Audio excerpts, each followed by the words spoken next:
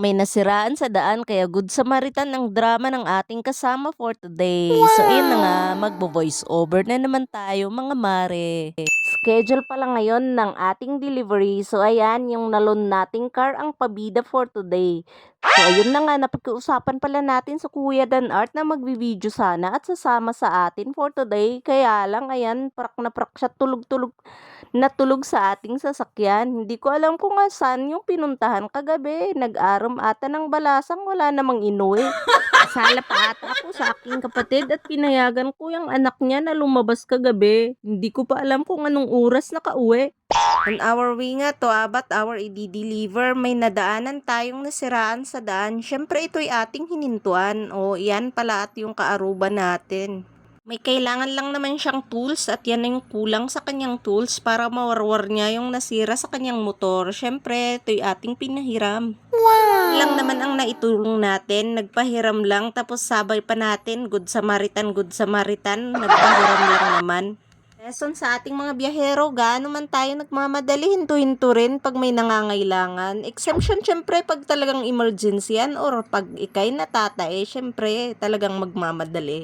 So, mas nauna pa tayong nakarating kaysa yung aabatin natin. So, ayan, tumatakbong pogi daw ang kanilang sasakyan. Tayo kaya, kailan tayo tatakbong maganda, 'di ba? Ang aso pala niyan na aking binidyohan ay pinagdidiskatahan nila na kukunin daw nila. Pero joke-joke lang, baka mamaya mawawala. Kasalanan pa natin mga mare, sana hindi nila mapanood to, baka magkasala pa ako kasi hindi ko to pinaalam sa kanila. Makakasuhan ako ng theft. Ano ba yung theft? Pagnanakaw ng video, pagbibideo ng hindi pinapaalam, yun ata. Oo, pagnanakaw din daw din yan. Joke lang pala. O so ayan, alis na kami kahit na hindi naka-close yung ruangan ng sasakyan namin, parang kitang-kita. Magpapara na lang kung sino pala ang bibili. Siyempre, food is life. Alas 12 na mga mare, magti-take out tayo ng ating pang lunch for today. Ang for today tayo ng for today na overuse na ata mga mare, pero okay lang, nag-stop over kami at kami kakain na mga mare. So ayan, ang fried chicken na palagi kong kino-content, pinipicture. Wala palang walang magbibideo, kaya video ko to nung last week pa.